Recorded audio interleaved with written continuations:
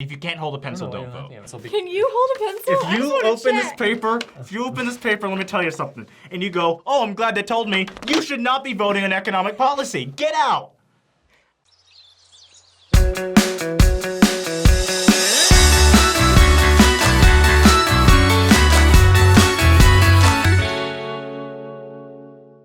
So we vote because it's our duty as Americans to vote, and the prophet of our church has said to vote. So vote. But if you don't feel comfortable voting, I'm not going to hurt you. Like, I'm not going to get in your face and tell you that you're stupid. Everything's so metaphysical with this guy in the If you don't know glasses how over to here. vote, you can comment below and tell me how to vote. Also leave your bank account number and your social security number, your address, and the day you were born. So the first presidency message about voting says that we have the privilege and responsibility to vote for office holders and help public policy. And participating in the political process will directly affect your community today and tomorrow. So before you even vote and put a name on the ballot, make sure you understand what that person's going to do and how that will affect your reality now and how it could affect future generations to come. Also, something important, go into candidates' websites and look at their policies. Even if it's a candidate you don't want to vote for, look at their policies and see if they might change your mind, because you need to go and look at things you're not supposed to agree with or that are on the opposite spectrum to understand what you want. Yeah, when I do that, I find out that I'm wrong all the time. Oh, yeah. Like, I look up, I'm like, oh my gosh, I kind of agree with what she just said, even though my general idea of her was poor. But now it's a little bit better because I actually looked up what she was saying. Yeah. I've never been wrong. I never thought... I've never been wrong. So earlier this year, a certain candidate advocated perhaps having a ban on Muslims entering the nation until we can get a stronger grasp on what's happening with terrorism abroad. And the church released a statement in regards to that idea. The Church of Jesus Christ of Latter-day Saints is neutral in regard to party politics and election campaigns. However, it is not neutral in relation to religious freedom.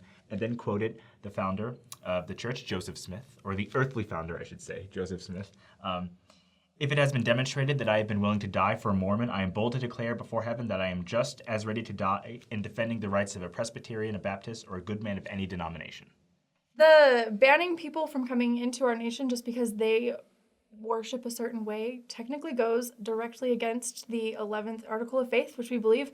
And it says, we claim the privilege of worshiping Almighty God according to the dictates of our own conscience and allow all men the same privilege. Let them worship how, where, or what they may. So if their conscience is directly opposite than yours, this does not give you the right to say, no, you are not American. I cannot allow you to enter this country.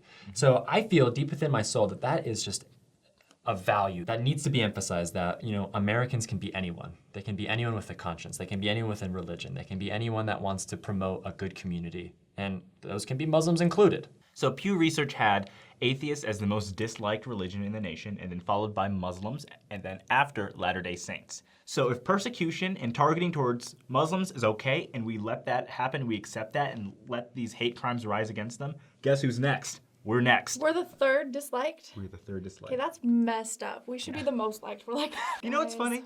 You can call Mormons crazy. We get called bigots. We get called evil. But unfriendly is just not. That is not okay. We are a friendly people. We get so emotionally charged when someone says we're not friendly. We're like, hey, wait a minute. Call me a bigot, that's fine. I bring everybody Unfriendly? cookies. Dare That's you call us friendly. We are a I friendly have made people. brownies for everyone in the ward. Every. You call me unfriendly. So political candidates often say things about Mormons to try and get us to like them, or to say bad things to get other people to like them. But I don't really believe any of it, because I think they're all liars. And until they show up at my door with the plate of friendly cookies, I am not going to buy anything they say about me and my religion. What if they're even nice things? Like, they say nice things. I don't believe them. I don't think that's how they really think. I'm pretty sure some public relations person What is wrong with you? wrote that for But them. what if, like... I don't think it's their real opinion. But what if they've never said my anything God. bad about Mormons? I don't think it's their real opinion. If you're running for office, somebody is picking out your shoes and your ties True, and true. your outfits I agree and with that. how your hair looks. And They're some things you definitely say. picking out what things you say. I agree with you that we should research what they do. You know, we shouldn't Yes. always just look at the sound bites that we hear coming out of news stations. We should really look at their actions, how they interact with people that don't agree with them, especially. Yes. But also, if we hold candidates to be infallible, that's also really, really silly. But also, people can change their minds. People can change their minds. So if we say, but he had a different idea 10 years ago, maybe he did. I like that. I want my candidates. when the majority of the nation disagreed with gay marriage, that wasn't that long ago. That was maybe 10 years ago. Yeah. The majority of the country was still against it. The politicians were like, yeah, I don't like it. And then when the country started shifting, saying, I agree with gay marriage, politicians were like, yeah, all right, sure. Because they're called to represent the people. Yeah. Because they just want to lie about what they actually think. Okay, Oh my Shelley, but you gosh. change your opinion in life, I too. change my Yeah. opinion all the time. So but if politics- you're so running there for you go. office, When new- but then if that was their really gay marriage, that's a big thing that people feel really strongly about. And if you believe that and then you switch it, I don't know. I just don't believe anything politicians say ever. Majority I'm really of the country skeptical. switched, though. I've switched several times in my life. I think actually intelligence comes from someone who could admit that they were wrong. Yes. Yes. Probably. Yes. And so yes. if you admit that you're wrong and say, look, I've come to a different conclusion now. Wow. That's great. Yeah. So Ian's right that when we're able to switch our viewpoints, we're actually gaining knowledge and intelligence, and it's showing that we are really intelligent. But we need to remember that God doesn't change. He's the same yesterday, today, and forever. And we need to make sure that our views in politics and what we're voting for are lining up and are based on the gospel of Jesus Christ, ultimately. Yes. Yes. Also, a candidate isn't always going to fit everything you believe. And you have to think, okay, what can I do right now in order to fulfill my civic duty? He may do some things that I don't agree with, but I agree with this, and so I'm going to go for it. Cast an educated vote. Yes. Yes. Don't be ignorant. And cast your vote with love in your heart and not hatred or disdain for others' people. Yeah. Get the love there.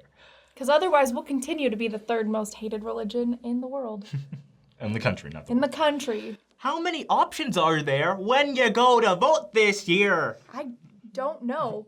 Is this a real ballot? Is this real life? They tell you how to hold a pencil. Okay, you ready for this? Gosh, no. No. No, those are chopsticks. They tell you how to hold chopsticks. I'm just kidding. Are we that dumb of a country? Can There's you like- zoom my in on gosh. this though? Look at Gotta that. be I don't know if you kidding can me. zoom in, but that shows you the correct way to hold a pencil. And I Oh know my that gosh. because I went to a charter school. If you do not know how to hold a pencil, don't vote. Actually, I do not. I'll teach if you. you can't hold a pencil, Go like this. good grief. Put it in here. There are 22 people we could vote for the President? for the president. I thought there were 4 options. They're So not doing anyways, that. They're not watching this. don't just vote for somebody because I actually don't know how to hold a Wait. pencil.